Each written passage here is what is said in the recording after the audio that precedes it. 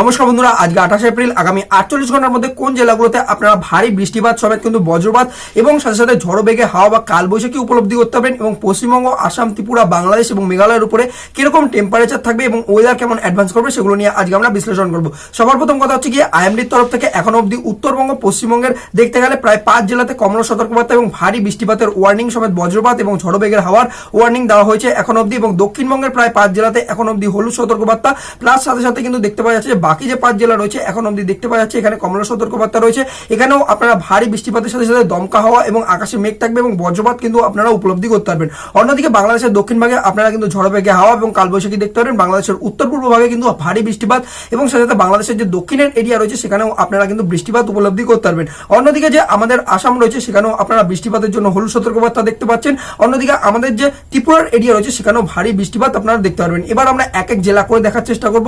পশ্চিমবঙ্গ থেকে শুরু করব। সবার প্রথম কথা হচ্ছে কি নিচু লেভেলের হাওয়া 925 হেক্টোপাস্কেলের হাওয়াতে একটা অ্যান্টিসাইক্লোনিক সার্কুলেশন বর্তমানে কিন্তু বঙ্গোপসাগরে রয়েছে, যার জন্য জলীয় বাষ্পপূর্ণ হাওয়া আমাদের বঙ্গোপসাগর থেকে পুরোপুরিভাবে পশ্চিমবঙ্গের যে আমাদের সমুদ্র তটের যেসব জেলাগুলো রয়েছে সেখানে হিট করছে, যেগুলোর মধ্যে রয়েছে আমাদের যে মেদিনীপুরের এরিয়া রয়েছে এবং সাথে সাথে নর্থ চব্বিশ পরগনা এবং সাউথ চব্বিশ পরগনা, যেখানে কিন্তু ধাক্কা খাচ্ছে পুরোপুরিভাবে কিন্তু এই এরিয়াটাতে জলীয় বাষ্পপূর্ণ হাওয়া এসে বৃষ্টিপাত কিন্তু তৈরি করছে, যার জন্য কিন্তু আমরা এখানে ঝড়ও দেখতে পারবো এবং ঝড়ের হাওয়ার কিন্তু দমকা হাওয়ার পরিমাণ থাকবে প্রায় 40 থেকে 50 কিলোমিটার পার আওয়ারে ঝড়ো বেগে হাওয়া বইবে। এই ঝড়ো বেগে হাওয়ার পরিমাণের কিন্তু এতটা পরিমাণে থাকবে যেগুলো কিন্তু বাংলাদেশেও মানে একটি উপলব্ধি হবে। যশোর, খুলনা, পিরিজপুর, ঢাকার এরিয়া, ময়মনসিংহের এরিয়া এবং মানে আর কি হাবিগঞ্জের এরিয়া, এই জায়গাগুলোতে আপনারা ঝড় দেখতে পারবেন। এবং বাকি যে নোয়াখালী, পাটুয়াখালীর এরিয়া, তারপর খুলনার এরিয়া, কুমিল্লার এরিয়া, এই ফেনীর এরিয়া, এই জায়গাগুলোতেও আপনারা কিন্তু ঝড় উপলব্ধি করতে পারবেন। মোটামুটিভাবে কলকাতা, হাওড়া, হুগলির এরিয়া, এই জায়গাগুলোতে আপনাদের হলুদ সতর্কবার্তা রয়েছে, আকাশে মেঘ রয়েছে, বজ্রপাত কিন্তু আপনারা দেখতে পারবেন। অন্যদিকে ভারী বৃষ্টিপাত কিন্তু আমাদের নর্থ চব্বিশ পরগনা এবং সাউথ চব্বিশ পরগনার এরিয়াতে কিন্তু হবে। বাকি কিন্তু পুরুলিয়া, বাঁকুড়া, বীরভূমের এরিয়া এবং আসানসোল, দুর্গাপুরের এরিয়া অর্থাৎ বর্ধমান, পূর্ব বর্ধমান, পশ্চিম বর্ধমানে পরশুদিন অর্থাৎ হচ্ছে কিন্তু যে 30 তারিখ দিন নাগাদ কিন্তু বৃষ্টিপাত আপনারা দেখতে পারবেন। বাকি হচ্ছে কি আমাদের যে নদিয়ার এরিয়া রয়েছে অর্থাৎ যে কৃষ্ণনগরের এরিয়া এবং সাথে সাথে কিন্তু বোলপুরের এরিয়া, বহরমপুরের এরিয়া, এই জায়গাগুলোতে কিন্তু হলুদ সতর্কবার্তা এবং আকাশে মেঘ সমেত বজ্রপাত এবং ঝড়ো বেগে হাওয়া আপনারা দেখতে পারবেন।